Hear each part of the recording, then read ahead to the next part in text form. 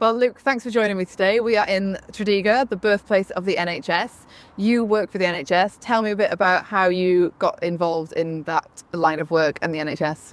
So it was something my family did. So my mother was a nurse, my auntie was a nurse as well, and it always really appealed to me. I knew that it was a long career pathway to sort of pursue. So I started off working as a carer, learning after adults with really severe learning and physical disabilities, and that really highlighted my interest in just medicine and looking after people. Currently, I work as a senior advanced paramedic practitioner. And what have you enjoyed about it as a career? It's I've enjoyed mainly the people I've met and people in work and the patients that I've been privileged to look after. I've really seen that the staff within the NHS can be so dedicated and really genuinely compassionate people. That's what's really inspired me to stay in the career I'm in now. Being there for people when they're kind of at their worst is both a privilege and a curse, because it can be really difficult to deal with those situations, but to be the one that people depend on when they're really unwell or they're experiencing possibly one of the worst days of their life is still an honour to do. And what do you think is the best thing or some of the best things about the NHS as a service across the UK?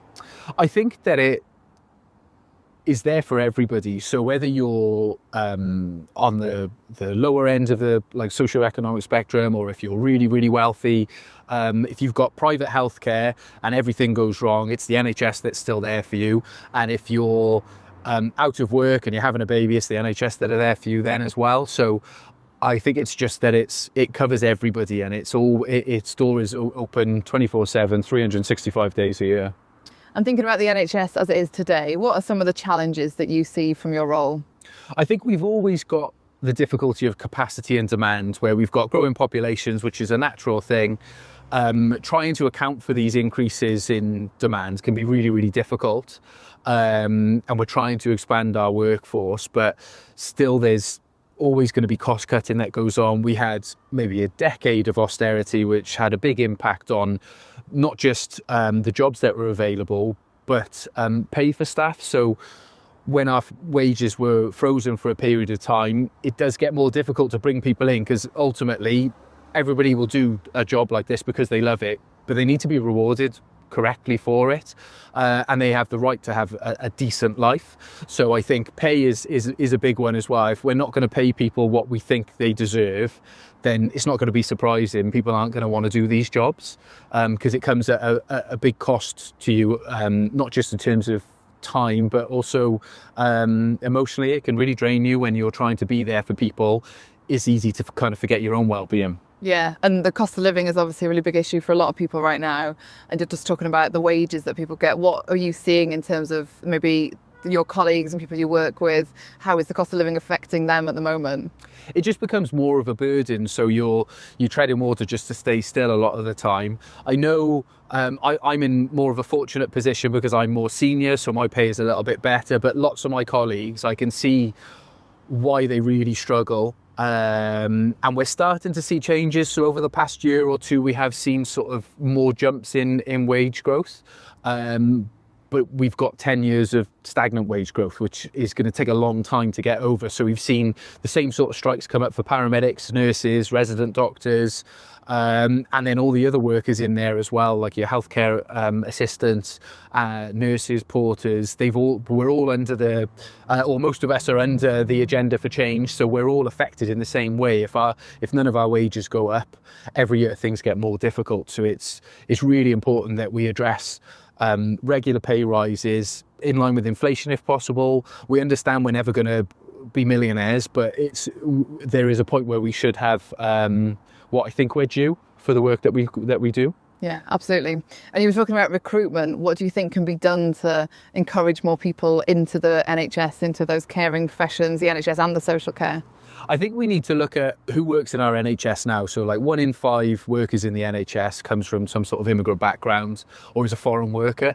So it's really important that we don't push those people away, because if we lose 20% of our workforce because of political decisions or immigration changes, we're going to be in a really bad state. So we can value the workers we have, we can bring in workers from other countries, but we can also highlight career pathways for people who are born in the UK as well. And it's really important that we show people that if you're willing to come and work and you're working in jobs that are, say, consultant level, that are high paid jobs, or if you're coming in as a healthcare assistant or as a carer, they're just as valued. So you don't have to be earning lots of money to have value in the UK, particularly in jobs within healthcare. So I think we need to make sure that we don't listen to that sort of political rhetoric, which is highlighting immigration as being the cause of all our problems. Yes, there are problems with immigration and things that we need to change, but when it comes to immigrant workers coming into the country, particularly in the NHS, you can see that they're coming in to try and do a good job and help, and it's quite admirable to do that. To leave where you've grown up and come and work in a different country is a massive jump. And I think if you're coming here to work as a nurse or work as a doctor, that's something that we should promote. I don't think it's something that we should be scared of. A final question. What do you see to be the future of the NHS in Wales? What do you think we could achieve in a best case scenario? I think best case scenario, the country needs to prosper in itself. We need to have like good economic growth that's consistent, and that way it's bringing good money into the NHS. As long as we're bringing good funding into the NHS in the right areas, we can then pay our staff correctly, we can fill vacancies correctly, and we can look to homegrown talent, or we can look to workers overseas as well. But if we keep trying to push a political divide, so certain parties, like we mentioned, are looking at immigration and wanting to put restrictions on it, or change the way we look at things, I think we've got to be very, very careful, because we'll create short-term problems that will just get worse over time. Great. Thank you so much. Thank you.